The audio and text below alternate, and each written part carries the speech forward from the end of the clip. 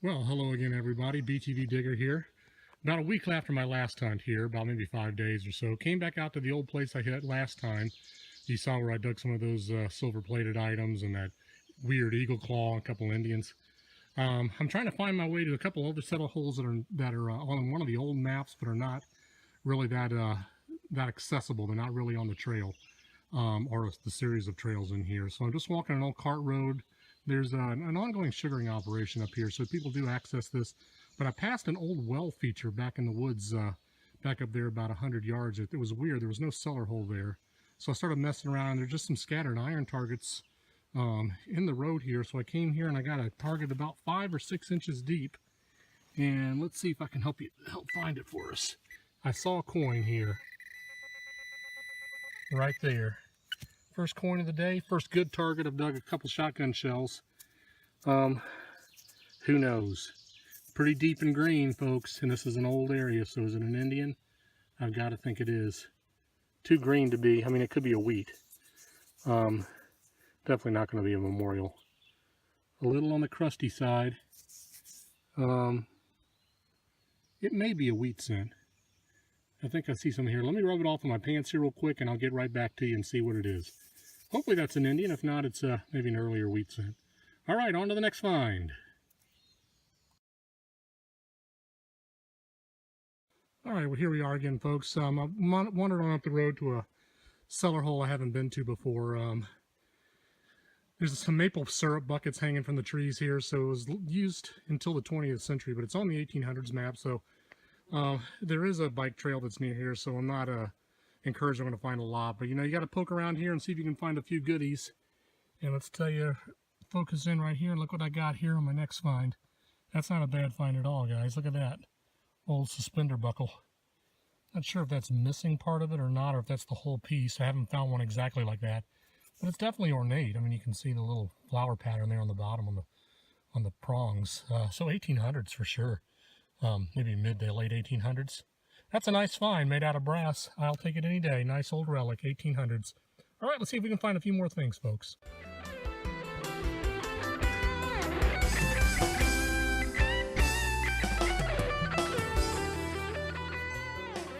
Well, good morning, everybody. Early June 2017 in northern Vermont. 44 degrees, if you can believe that, and a chance of showers today.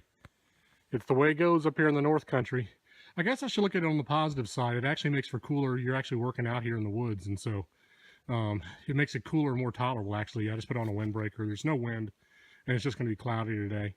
I'm just going to walk an old cart road again today.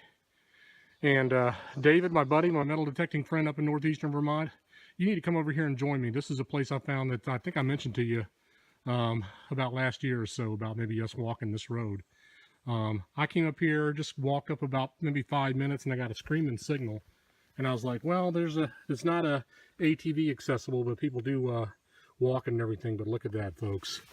Holy cow. Another awesome, fully intact crotal bell. Way down in the hole there, about, I don't know, is that 6 inches? That is sweet. That is definitely going to get a ringer. That's one of my best ones I've ever found. It looks like I may have dinged it just a little bit right there with my shovel because it was so deep down in there. Man, what a great start to the day. There's got to be some large scents and some Indians and stuff like that, and maybe some old silver here, guys. There's no way somebody should have missed that. All right, on to the next find.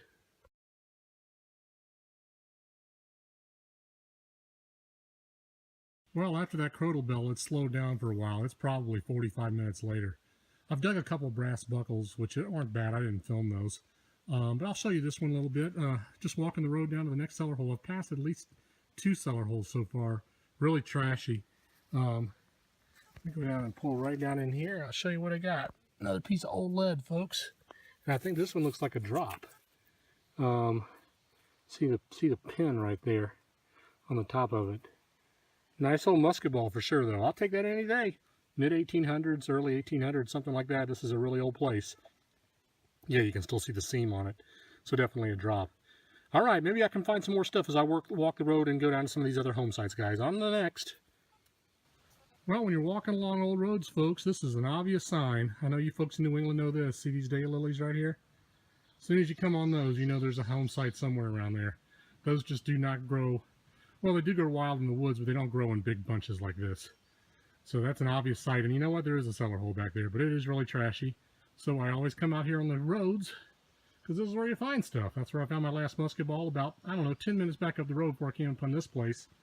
So I just came down here, got about a mid-tone. Now this one was weird because it was ringing up like a 37. And that's like, what in the world? It's like a nickel signal. But I got myself another Indian. And I'm not exactly sure the date on that. I just wanted to show you that you can kind of see the headdress right there.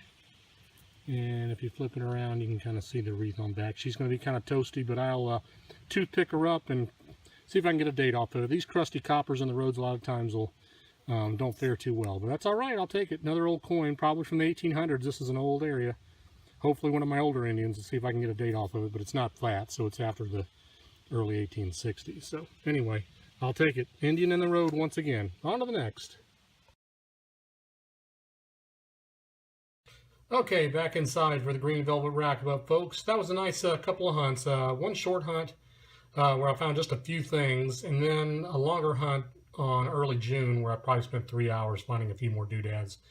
Let me get right to it. Some of the stuff I didn't film for you, which is pretty mundane, but I always keep them. I got a few brass buckles here, horse tack, or could be human.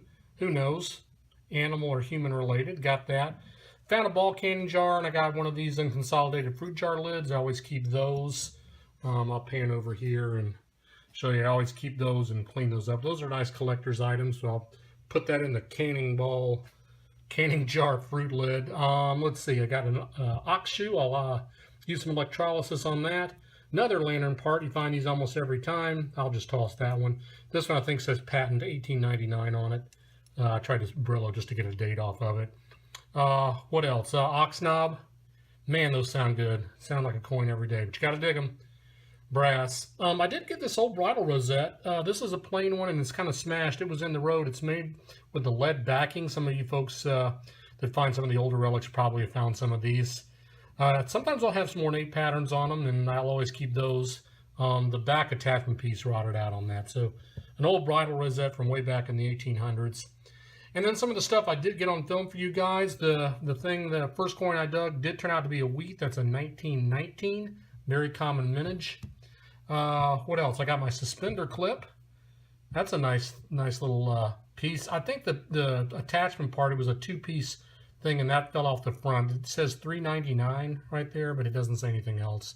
But ornate and decorative, so probably mid-1800s. Got a musket ball. That's a drop. Still see the seams on it and the little the cast mold lip right there on the top of it. So that's always good. Good old ammo. Let's see, what else did I get? You know what? I was right in that low tone, and I was confused about that, but you know why? Because it's a fatty, folks. I have never found a fatty Indian. I've found a number of Indians before. I've never found a fatty, and they were made out of copper and nickel, so they don't hold up as well in the ground as the later date 1864 onwards, where it was mainly just copper Indians. But I was able to pull a date off of that in 1863. So really sweet. I love to get those old Indians, and especially my first fatty. And I would probably rank that probably the best find of the day, except for this big Mongo guy. And I got to rank him number one. Wow, what a great find. That's my largest crotal bell to date. I found probably 15 of the crotals.